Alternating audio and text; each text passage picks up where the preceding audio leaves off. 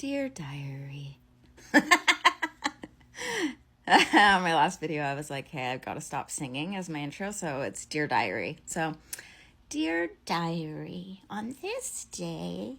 No, I wanted to talk about young onset and the difference between that and then getting it in your later years from 65 and up is just considered old age Alzheimer's. And anything 65 and under is young onset. And those two are so different. I think that's where a lot of the confusion lies for people. I think that's where people misunderstand the symptoms of young onset. And I worked in healthcare for 20 years. So I used to take care of patients with dementia and all kinds of Alzheimer's in a lockdown unit, actually, one time. They were always my favorite patients because, well, if I'm being really honest, they were my favorite patients because they didn't remember me the next day. So if I had a bad day the day before, I knew they would not remember. That's really sad, but I was young. I was in my 20s, okay? But they were also just cute as hell. Cute, like later onset has, obviously there's your classic memory, you'll notice older patients will get lost, won't recognize their family. And it seems like it is just very obvious to the eye and almost kind of expected a little bit, maybe because they're older. I don't know, but from my experience of working with older onset, it's clear when somebody has dementia. There's a lot of seeing things and repetitive questioning, repetitive movement. So we often used to just give our patients little towels to fold because they also want to feel like they're contributing, right? Wandering is which is why they have lockdown units. So a lot of wandering, a lot of childlike behavior. So kind of going back to childhood. I know, one time I was walking around the corner at one of the units that I was working at, and there was a collection of my patients who all had dementia, and they were in their 70s, 80s, and they were all upset. And it was because there was babies in the attic crying. And so, it was really sad to see that because I got very attached to my patients. And redirect, which is, if you have a family member that has Alzheimer's, you know how frustrating it is to repeat yourself, and it doesn't absorb at all. And you kind of have to just go with trying to convince an older person that their loved one is still alive is just a waste of time. You actually kind of have to go along with their storyline just to not upset them, because agitation is also a very big older onset. I think it is too for young people, but that is a thing. And there's certain behaviors, I don't know, I haven't heard anyone talking about it, but digging. And when I say digging, I mean and playing with your BMs and painting the walls with them. I had so many patients that would do that. It was so hard, so hard. And then a lot of those patients would be physically violent towards you. And so there would be, restraints or restraint chairs and it's sad. It's sad to watch. It's sad to see. It's really, really obvious.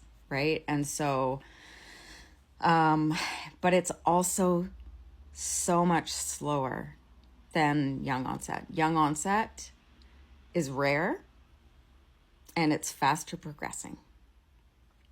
And its main form is executive function. So you're probably not going to see me before I do MAID walking around not knowing where I am, because I'll have done MAID before then, because as soon as I lose enough independence that I need help on a daily basis, I will just go, right?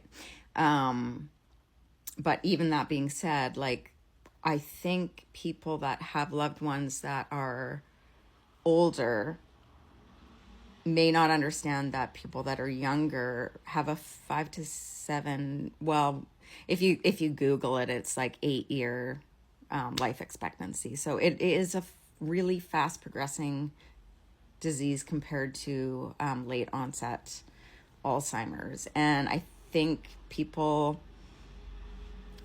see this, right? And then they're like, how could you be like dead in a few years because of this, right? Like, because I mean, even myself, like working with patients that had Alzheimer's, and it's very different. It's just so different. Like, I want to say I'm not seeing things, but clearly my last video, I guess I am.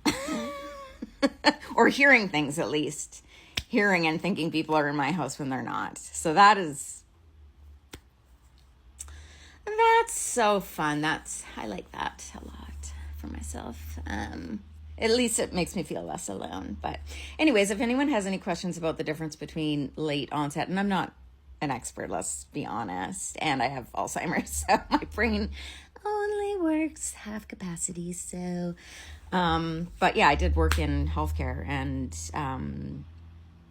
a lot of my patients had dementia, and a lot of my patients were dying, and I did a lot of palliative care, and so I know too much, and that's why I am gonna do MAID before I have to wear a diaper, basically. So if you have questions on the difference and the timelines and what it affects, and I think society doesn't recognize young onset, because like I have a really good friend, his name is Luke, and he lives in the States, and I met him on this app, and he and I just get on FaceTime and we make fun of ourselves. We laugh. He's 50. We just laugh our asses off. We have so much fun making fun of each other because we can, right? I like to tell him, we talked once, and I was like, what stage do you think you're in? And he's like, oh, I'm definitely in stage 3. I was like, that's so cute that you think you're in stage 3. You are definitely in stage 5. Oh, he loved that. It was hilarious because he definitely was in stage 5. I love him so much.